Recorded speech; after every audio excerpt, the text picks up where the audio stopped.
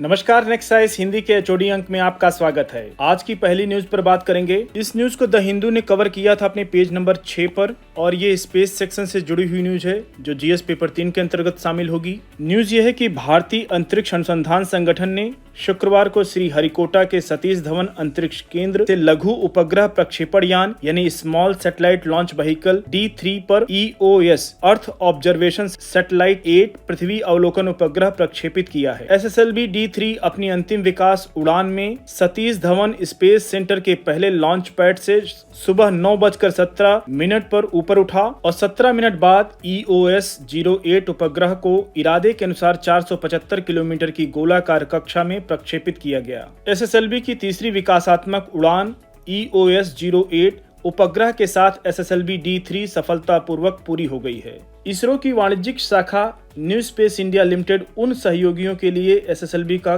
Commercial प्रक्षेपण शुरू कर सकेगी जो 500 किलोग्राम का वजन वाले उपग्रहों को पृथ्वी की निचली कक्षाओं में पृथ्वी से 500 किलोमीटर ऊपर तक प्रक्षेपित करने के इच्छुक हैं। EOS 08 के पेलोड का उपयोग उपग्रह आधारित निगरानी, आपदा और पर्यावरण निगरानी, आग का पता लगाने, ज्वालामुखी गतिविधियों पर नजर रखने में किया जा सकेगा। यहाँ तक कि मिट्टी की नमी कैसी है उसका भी ये पता लगाएगा। बाढ़ जैसी आपदाओं को भी मैनेजमेंट करने में सहायता करेगा। अगली न्यूज की तरफ बढ़ेंगे हम लोग। इस न्यूज को दैनिक जागरण राष्ट्रीय संस्करण ने अपने पेज नंबर 11 पर कवर किया था और हेल्थ सेक्शन से जुड़ी हुई न्यूज है।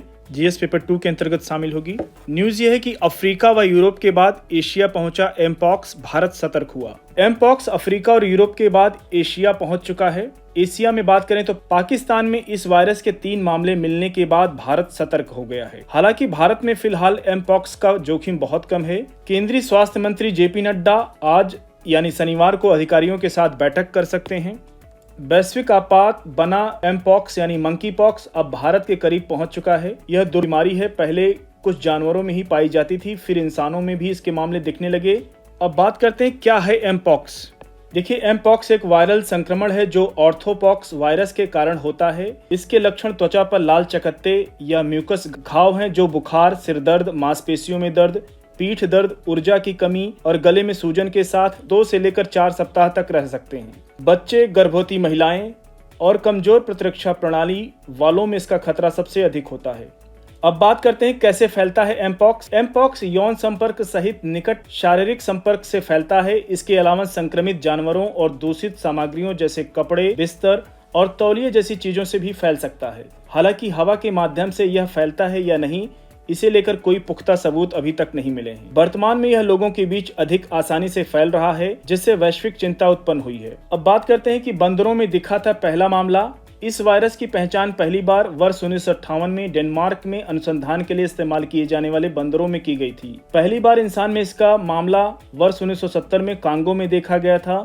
तब से इसका प्रकोप जारी है। 2 वर्ष पहले जब इस वायरस का एक रूप क्लैड IIB विश्व स्तर पर फैलना शुरू हुआ, तब WHO ने एमपॉक्स को आपातकाल घोषित किया, यानी वर्ल्ड ग्लोबल इमरजेंसी डिक्लेयर किया इसको। तब इसके ज्यादातर मामले पुरुषों के साथ यौन संबंध रखने वाले पुरुषों में देखा गया था। वर्तमान में कांगो में इसका अब तक का सबसे खतरनाक प्रकोप देखा जा रहा है। जनवरी 2023 से अब तक 27,000 मामले और 1,100 से अधिक मौतें देखी गई हैं, जिनमें मुख्य रूप से बच्चे शामिल हैं।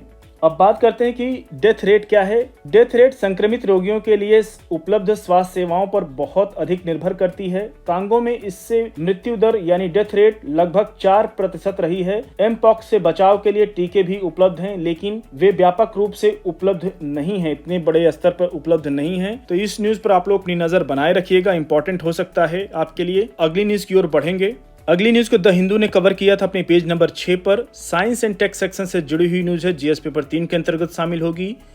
न्यूज ये है कि केरल विश्वविद्यालय के शोधकर्ताओं ने जहरीले साइनाइड की पहचान के लिए किया अहम खोज। केरल के केंद्रीय विश्वविद्यालय के एक रिसर्च ग्रुप ने अत्यधिक संवेदनशील और चयनात्मक साइनाइड सेंसर विकसित करने रासायनिक संवेदन में एक महत्वपूर्ण सफलता हासिल की है। रसायन विज्ञान विभाग के रवि कुमार कनापर्थी के नेतृत्व में टीम ने कम सांद्रता में जहरीले साइनाइड का पता लगाने में सक्षम सामग्री बनाई है, जो पीने के पानी और खाद्य उत्पादों की सुरक्षा को बढ़ाने का वादा करती है। साइनाइड एक शक्तिशाली विष पौधों, फलों और सूक्ष्म जीवों में मौजूद होता है। WHO ने पीने योग्य पानी में इसकी उपस्थिति के लिए सख्त दिशा निर्देश निर्धारित किए हैं, जो मनुष्यों और जलीय जीवन पर इसके घातक प्रभावों के कारण साइनाइड सांद्रता को 0.19 मिलीग्राम प्रति लीटर से नीचे सीमित करता है। कसावा जैसे कुछ खाद्य पदार्थों, यहाँ तक कि सेब और खुबानी के बीज, अंकुरित आलू और बादाम जैसी सामान्य चीजों के सेवन से साइनाइड का संपर्क हो सकता है। अगली न्यूज की तरफ बढ़ेंगे हम लोग। इस न्यूज को द हिंदू ने कवर किया था अपने पेज नंबर 12 पर। इकोनॉमी सेक्शन से जुड़ी हुई न्यूज है, जीएस पेपर 3 के अंतर्गत शामिल होगी। केंद्रीय कृषि मंत्रालय ने शुक्रवार को यहाँ एक डिजिटल भू स्थानिक मंच कृषि निर्णय सहायता प्रणाली यानी डिसीजन सपोर्ट सिस्टम लॉन्च किया, जो मौसम के पैटर्न, मिट्टी की स्थिति, फसल स्वास्थ्य, फसल रकबे, सलाह पर वास्तविक समय के डेटा संचालित अंतर्दृष्टि को किसानों, विशेषज्ञों और नीति निर्माताओं जैसे सभी हितधारकों के साथ साझा करेगा। मंत्रालय ने कहा कि यह प्रणाली देश के कृषि नवाचार परिदृश्य में एक महत्वपूर्ण मील का पत्थर है। अगली न्यूज की ओर बढ़ेंगे। इस न्यूज को इंडियन एक्सप्रेस ने अपने पेज नंबर 19 पर कवर किया था। ज्योग्राफी और एनवायरनमेंट दोनों सेक्शन से जुड़ी हुई न्यूज है और जीएस पेपर 3 के अंतर्गत दोनों जगह ये शामिल होगी। न्यूज ये है कि पनामा नहर में पहला जहाज 15 अगस्त 1914 को गुजरा था, आज से ठीक 110 वर्ष पहले।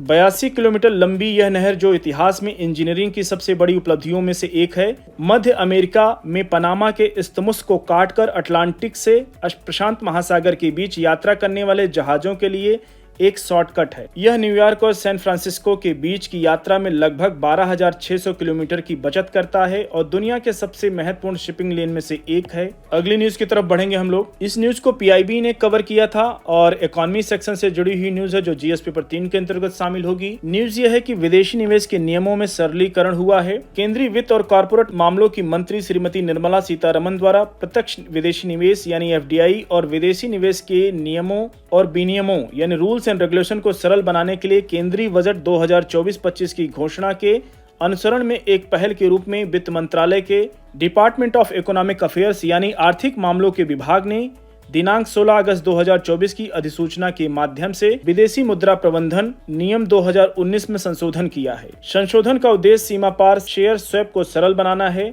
और विदेशी कंपनी इक्विटी उपकरणों के बदले में भारतीय कंपनी इक्विटी उपकरणों को जारी करने या स्थानांतरित करने का प्रावधान करना है। यह विलय, अधिग्रहण और अन्य रणनीतिक पहलों के माध्यम से भारतीय कंपनियों के वैश्विक विस्तार की सुविधा प्रदान करेगा। अब इसकी बात करते हैं, यहाँ पे क्या होगा। उदाहरण के रूप में जैसे टाटा कुछ वर्ष पहले आर्सेलर के लंदन बेस्ड कंपनी थी आर्सेलर मित्तल, उनके साथ उनका ज्वाइंट वेंचर हुआ था। टाटा ने उसको अक्वायर किया था, खरीद लिया था। उसी प्रक्रिया को और बढ़ाने के लिए मान लीजिए भारतीय कंपनियां और रिलायंस हो गए या ओएनजीसी हो गई, ताकि विदेशों में उनका विस्तार हो सके। आइए बात कर लेते हैं। भारतीय कंपनियों के वैश्विक विस्तार की सुविधा प्रदान करेगा, जिससे वे नए बाजार तक पहुंच सकेंगे और दुनिया भर में अपनी उपस्थिति बढ़ा सकेंगे। इसीलिए किया गया है सारा पहल। अगली न्यूज की ओर बढ़ेंगे हम लोग। अगली न्यूज को पीआईबी ने कवर किया था। इन्वायरमेंट और इकोनॉमी दोनों सेक्शन से जुड़ी हुई न्यूज है, जो जीएस पेपर 3 के अंतर्गत शामिल होगी। न्यूज ये है कि केंद्रीय बंदरगाह, जहाजरानी और जलमार्ग मंत्री श्री सर्बानंद सोनोवाल ने नई दिल्ली में ग्रीन टग ट्रांजिशन प्रोग्राम यानी GTTP के लिए SOP यानी स्टैंडर्ड ऑफ प्रैक्टिसेस का आधिकारिक तौर पर शुभारंभ किया। यह ऐतिहासिक पहल पारंपरिक ईंधन आधारित हर्बर टग से हरित, अधिक टिकाऊ विकल्पों में परिवर्तन को बढ़ावा देगी, जो पर्यावरणीय स्थिरता और इसके समुद्री क्षेत्र की उन्नति के लिए भारत की प्रतिबद्धता में एक बड़ा कदम है। Green tug transition programme panchakarma संकल्प के तहत एक प्रमुख पहल है। 22 मई 2023 को केंद्रीय बंदरगाह, जहाजरानी और जलमार्ग मंत्री श्री सर्बानंद सोनोवाल द्वारा चिंतन शिविर कार्यक्रम के दौरान घोषित यह कार्यक्रम भारत में समुद्री परिचालन को डीकार्बोनाइज करने की दिशा में एक महत्वपूर्ण कदम है।